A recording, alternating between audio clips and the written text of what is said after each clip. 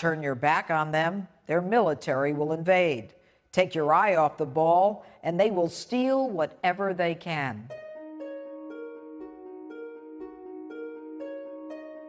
Let us never forget that America, as she fights within herself, must understand that we are now in the fight of our lives with the Chinese Communist Party that has ripped us off for decades and now wants to take America down for good.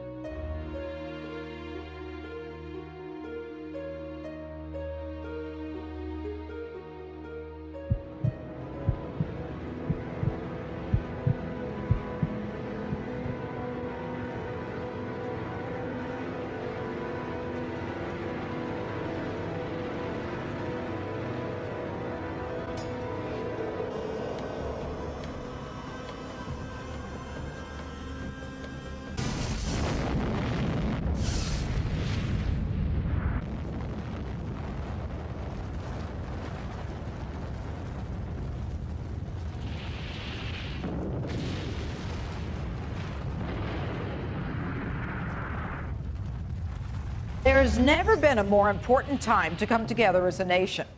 This is not about being left or right. It's time to recognize the Chinese Communist Party's strategy is to become the world's superpower by putting a stranglehold on America. Tonight, that stranglehold has put America at a tipping point as we remain under attack from the deadly virus that the Chinese Communist Party has allowed to escape China, effectively unleashing and seeding the virus upon America and the world, and then lying about it. Let me be straight with you. The virus imported from Wuhan, China, has already taken over 137,000 American lives, sent over 40 million Americans to the unemployment line, triggered the expenditure of trillions of dollars to avoid complete economic collapse, and tested the American spirit like never before. To win the battle against this deadly virus, we know what's required: masks, social distancing, and cleanliness. Along with those personal responsibilities, the Trump administration continues to move at Operation Warp Speed to get vaccines, therapeutics, testings, personal protective equipment needed for this battle. But as we fight together, we cannot let the negative emotions directly caused by the unleashing of the China virus to tear us apart. Come along with me and see if this makes sense. Example. Many are legitimately mad, angry, and depressed because they've been locked down in their homes. Many are anxious because of lost jobs or businesses that they know will ultimately fail. Many are desperate because of the inability to pay rent, mortgage, or credit card debt. Many are even fearful of becoming infected with the virus itself. Many parents working from home, thrown into the job of teaching their own children, are frustrated as the teachers' unions push back on schools reopening. Many churches, religious institutions are off limits while marijuana dispensaries and liquor stores are open as essential businesses.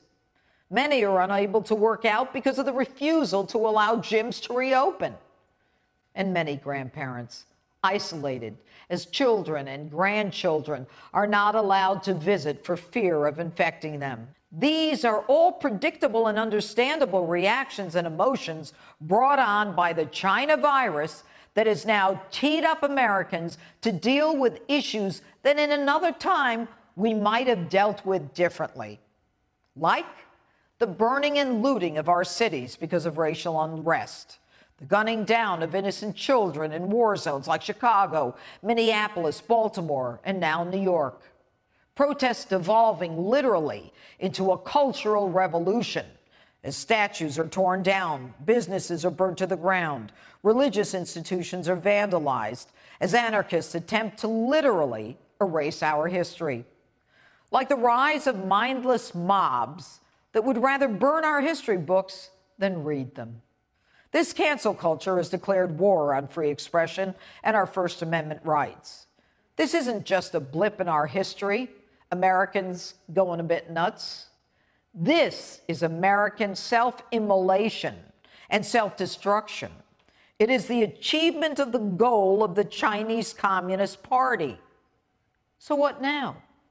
We cannot fight in a partisan way. A house divided against itself cannot stand.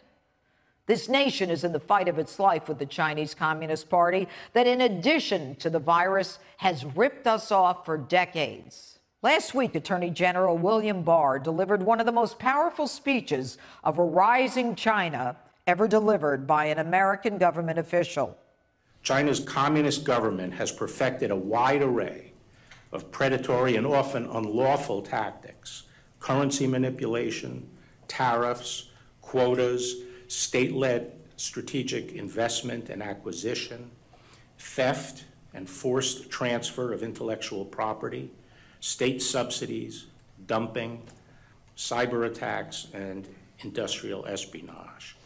About 80% of all federal economic espionage prosecutions allege conduct undertaken for the benefit of the Chinese state. And about 60% of all trade secret theft cases have been connected to China. We've heard about this for years from President Trump. Free trade in a friendly America that previously allowed a mercantilist and authoritarian China to use banks and financial markets of Hong Kong to suck the jobs and capital and lifeblood out of America to the Chinese mainland. Americans made this sacrifice because we wanted to support Hong Kong's freedom and democracy. However, the passage of a single law, the Chinese Communist Party canceled all freedom and democracy in Hong Kong. It was certainly no accident that the Chinese Communist Party used the distraction of the global pandemic to make its reprehensible move on Hong Kong. Its well-known historical MO: turn your back on them, their military will invade. Take your eye off the ball, and they will steal whatever they can. A.G. Barr had it right when he said China's intent is not to trade with our companies, but simply raid them and steal intellectual property and trade secrets that make this nation so strong and our workforce so prosperous. It's time to recognize that Communist China has had a continuous and relentless attack upon American workers. They have been successful because of the collaboration of American corporate and financial interests that have effectively lobbied on their behalf. And Hollywood has agreed to change characters and alter their movies to please the Chinese Communist Party.